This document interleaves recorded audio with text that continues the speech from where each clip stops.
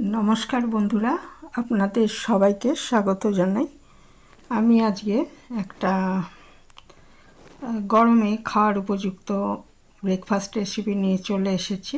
এখন প্রচুর পাকা আম বাজারে, তো তেল মশলা ছাড়া হেলদি এরকম ব্রেকফাস্ট আমরা বানিয়ে নিতে পারি একটা আম থাকলেই। তো এখানে একটা হিমসাগর আম নিয়েছি আমি। আমটা ধুয়ে খোসা ছাড়িয়ে টুকরো করে নিয়েছি।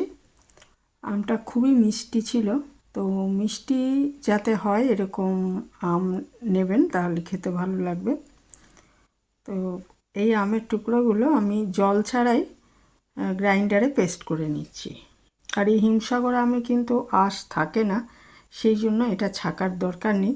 যদি আঁশ থাকে, যে আমটা নিচ্ছেন যদি আঁশ থাকে, তাহলে পরে একটু ছাঁকনির সাহায্যে ছেঁকে নেবেন, মানে ইয়েগুলো আঁশগুলো যাতে বেরিয়ে যায়। তা আমি পেস্টটা একটা পাত্রে নিয়ে নিচ্ছি। যেহেতু আমটা খুব মিষ্টি, সেই জন্য, আর সাইজও বেশ বড় ছিল আমটা, আর খুব মিষ্টি, আমি 2 চামচ চিনি ব্যবহার করেছি। যদি আমটা কম মিষ্টি হয় তাহলে আর একটু চিনি বেশি লাগবে। এইখানে আমি 2 চামচ চিনি দিয়ে দিচ্ছি। দিয়ে এটাকে খুব ভালো মতো ফেটিয়ে নিতে হবে, মানে ফেটানোটা যত ভালো হবে, ফেটানোর কাজটা, এটা ওই রেসিপিটা ততটাই ভালো হবে। আগে ভালো করে এটা ফেটিয়ে নিচ্ছি। তা রোজ রোজ তেল মশলা দেওয়া খাবার তো ভালো লাগে না, তো এইটা কিন্তু আমরা একদমই তেল নেই বললেই চলে, তেল লাগবেই না এই রেসিপিটায়। সেই রেসিপিটা আমি বানিয়ে নিতে পারি। ছোট থেকে বড় সবাই খুব পছন্দ করবে, বিশেষ করে ছোটদের খুবই ভালো লাগবে। তো এটা খুব ভালো মতো ফেটিয়ে নিচ্ছি।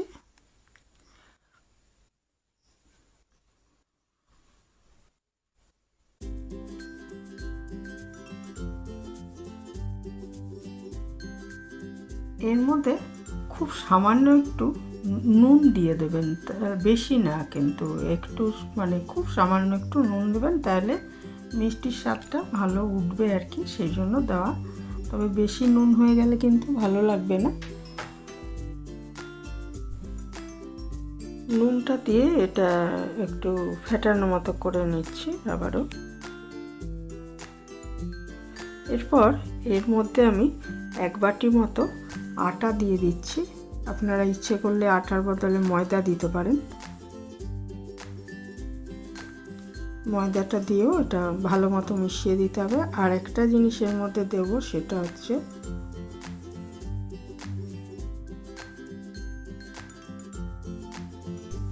আটাটা ভালো মতো মিশিয়ে নিচ্ছি। এখনো অবধি কিন্তু আমি একটুও জল দিইনি, বা জল আমি এর মধ্যে দেবও না।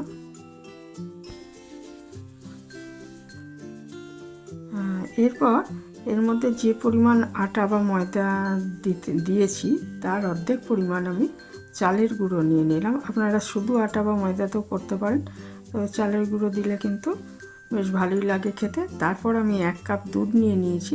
দুধ নিয়ে এই মিশ্রণটা খুব ভালো মতো, অল্প অল্প করে দুধ মেশাতে হবে, মানে কী পরিমাণ লাগবে সেটা বুঝে দিয়ে এটা অল্প অল্প করে মিশিয়ে নিচ্ছি।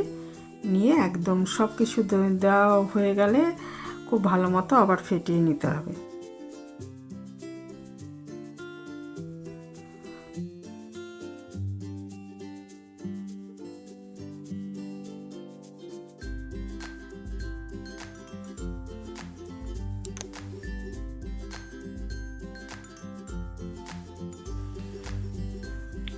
আমি অল্প অল্প করে মিশিয়ে নিচ্ছি দুধ দিয়ে। এটা আবারও ভালো মতো এটা ফেটিয়ে নিতে হবে, এবং এর মধ্যে এটা 10 মিনিট আমি এই অবস্থা, দেখুন ভালো মতো এটা মেশানো হয়ে গেছে, ভালো মতো ফেটানো হয়ে গেছে। এরপর এটা আমি মিনিট 10 রেখে দিচ্ছি ঢাকা দিয়ে। তারপরে এর মধ্যে কিন্তু আমি একটু ইনো মেশাবো।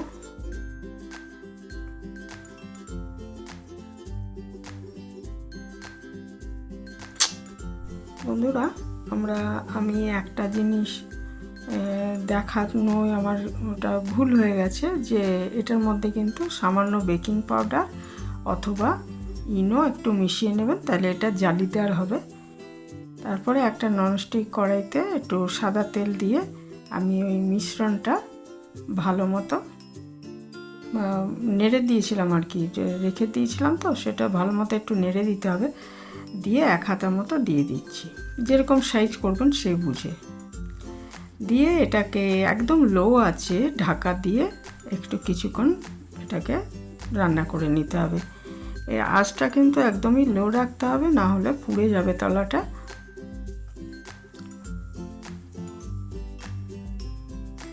একটু পরে ঢাকাটা খুললেই দেখতে পাবেন যে এটা জালি জালি হয়ে আসছে, মানে বেকিং পাউডার অথবা ইনো তো দেওয়ার কথা আমি বললামই, ইনো দিলে 1 প্যাকেট দিয়ে দেখুন ওরকম জালিদার হয়ে যাবে, একটু ফুলে উঠবে আর জালিদার হয়ে যাবে। তারপরে এটাকে একটু উল্টে দিয়ে আবার একটু রান্না করে নিতে হবে এবং এইভাবে সবগুলো করে নিতে হবে। তো খুবই ভালো হয় খেতে, করে দেখতে পারেন, বাচ্চারা খুবই পছন্দ করবে। এবং আমি একটা একটা করে ভেজে নিচ্ছি, আবার একটা দিয়ে দিয়েছি, দিয়ে এরকম ঢাকা দিয়ে কিছুক্ষণ পরে ঢাকাটা খুলে দেখুন এই সবগুলো এরকম জালি জালি হয়ে যাচ্ছে। আমি ইনো দিয়েছি, ইচ্ছে করলে কেউ বেকিং পাউডার দিতে পারেন।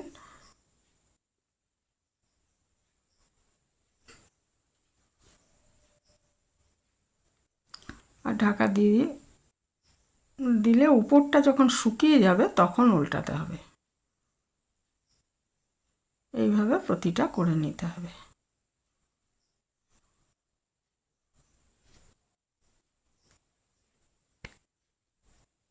এইভাবে প্রত্যেকটা করে নিতে হবে। এটা সকালে খুবই ভালো লাগবে ব্রেকফাস্ট হিসাবে, অথবা বিকালেও খেতে পারেন চায়ের সাথে।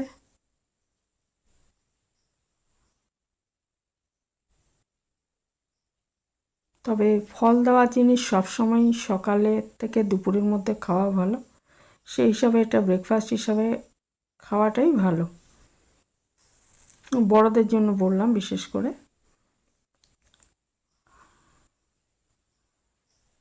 এইভাবে সবগুলো আমি ভেজে নিচ্ছি।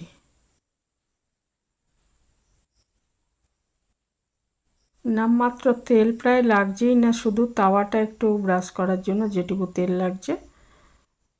দেখুন এগুলো আমি সবই করে নিয়েছি। এখানে শেষ করলাম, ভালো থাকবেন সবাই।